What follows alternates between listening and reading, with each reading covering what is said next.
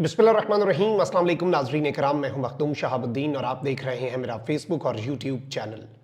उम्मीद करता हूं आप सब लोग बखैर वाफियत होंगे और जहां भी होंगे अपने अहले खाना समेत खुश भी होंगे और महफूज भी। नाज़रीन इकराम, GHQ से army chief general Asim Munir का अहम तरीन पैगाम जारी हो चुका है। आर्मी चीफ की ये स्टेटमेंट बहुत अहम है, लेकिन वहीं दूसरी जानिब इमरान खान ने नया महाज खोलने का फैसला कर लिया है। बल्कि एक महाज नहीं, 3 नए महाज। इमरान खान साहब से उनकी जो लीडरशिप है पार्टी की, उसने मुलाकात की। पार्टी के अंदर बहुत सी तब्दीलियां होने जा रही हैं। पुराने दोस्त दोबारा मंजर-ए-आम पर आने जा रहे हैं। नई लीडरशिप एक मरतबा फिर इमर्ज होने वाली है और इस सब के अंदर बड़े बड़े चेंजेस तो हैं, लेकिन ये सारे चेंजेस एक ऐसे वक्त पे हैं जब मुक्तदरा के साथ इमरान खान साहब जो हैं, उनका जो आप कह लें कि इस वक्त मामला इंतहाई संगीन है, कशीदा है। अब जो 3 नए महाज जो हैं इमरान खान साहब ने खोलने का फैसला किया है, ये महाज पाकिस्तान की आला तरीन अदालत तक जाएंगे। और वहीं दूसरी जानिब 6 के बाद मजीद जजेस ने भी लंका ढा दी है। 9 मई का दिन पिछले साल भी बहुत हैपनिंग था और आज भी बहुत हैपनिंग है। पिछले साल सिचुएशन अनक्लियर थी, इस साल चीज़ें मजीद क्लियर हो चुकी हैं। लेकिन 6 जजेस के बाद अब कौन जो हैं वो इस वक्त सामने आ चुके हैं, ये सारी की सारी चीज़ें जो है आपके सामने रखनी है। अगर अभी तक आपने इस वीडियो को लाइक नहीं किया, लाइक ज़रूर कर दीजिएगा, क्योंकि हमारे चैनल्स को रिपोर्ट किया जाता है। कुछ लोगों को हमारा तर्ज सहाफ़त पसंद नहीं है, जाहिर बात है, नहीं होना भी नहीं चाहिए।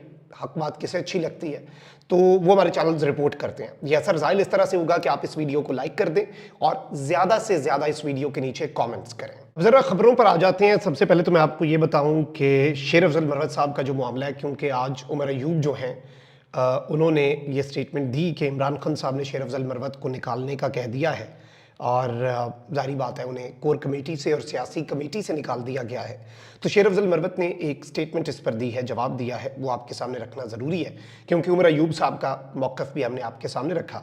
गुज़िश्ता रात मैंने सियासी कमेटी के इजलास के दौरान सियासी कमेटी और कोर कमेटी से इस्तीफ़ा देने का ऐलान किया। आज उमर अयूब ने मुझे हटाने के लिए खान साहब की हिदायत का ऐलान किया।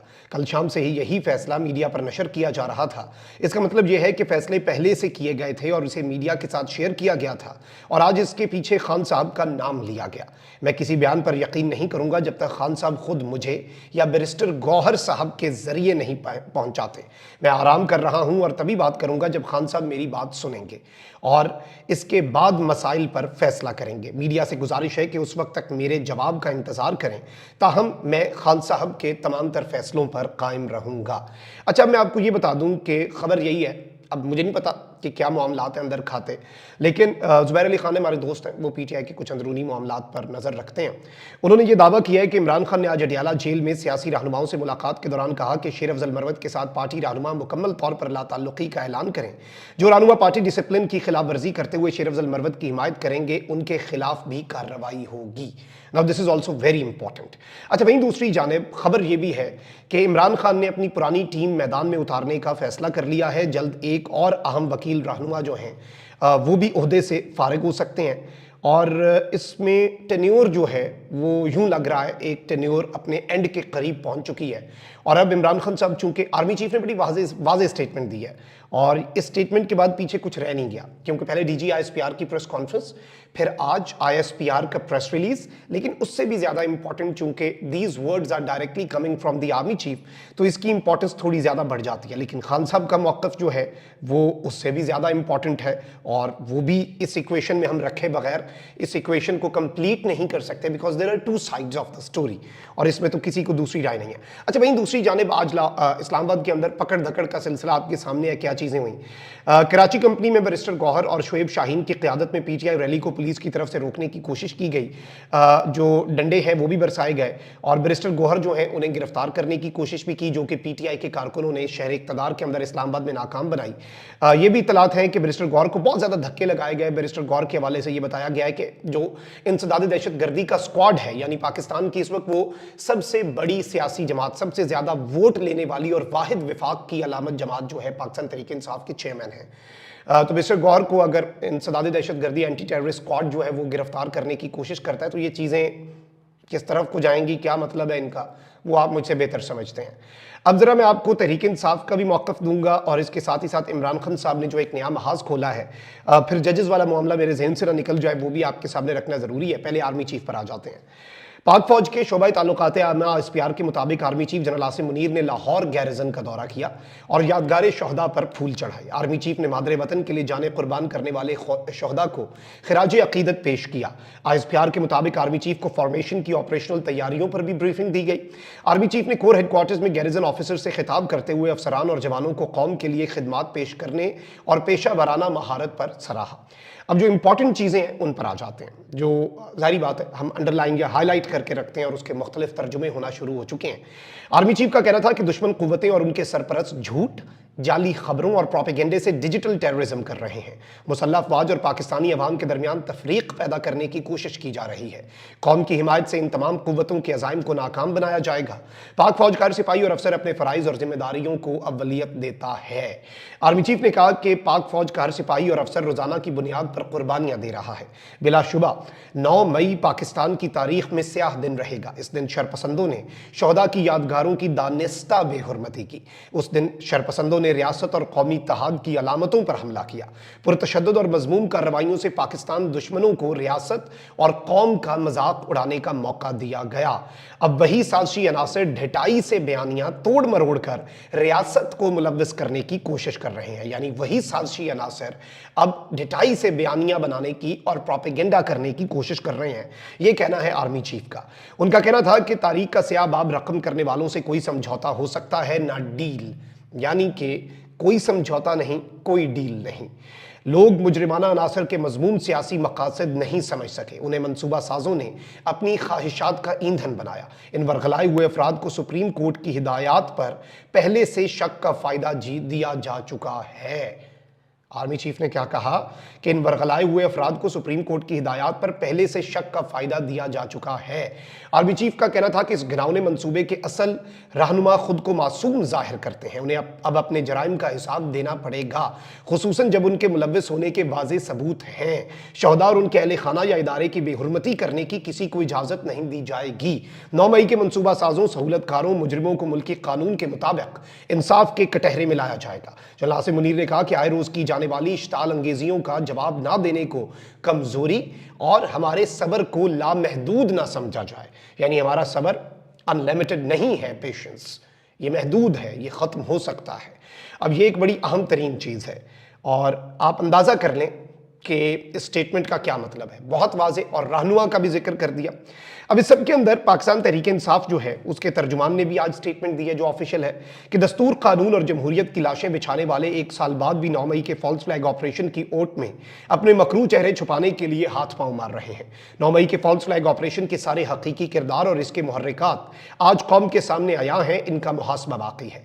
9 मई के इन्हीं हकीकी मुजरिमों की खाल बचाने के लिए दस्तूर की धज्जियां उड़ाकर 8 फरवरी को अवाम के मैंडेट पर खुला डाका डाला गया और इक़्तिदार चोरों के सुपुर्द किया गया।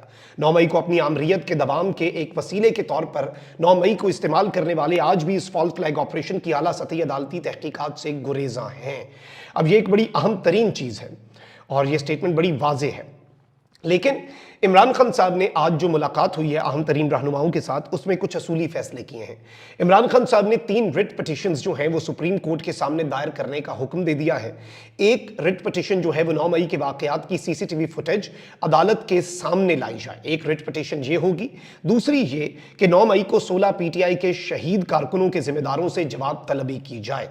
तीसरी रिट पिटिशन ये होगी कि निगरान वजीर आजम अनवारुल हक काकड़ के फॉर्म 47 के हवाले से बयान पर उनको अदालत बुलाकर हकाइक कौम के सामने लाए।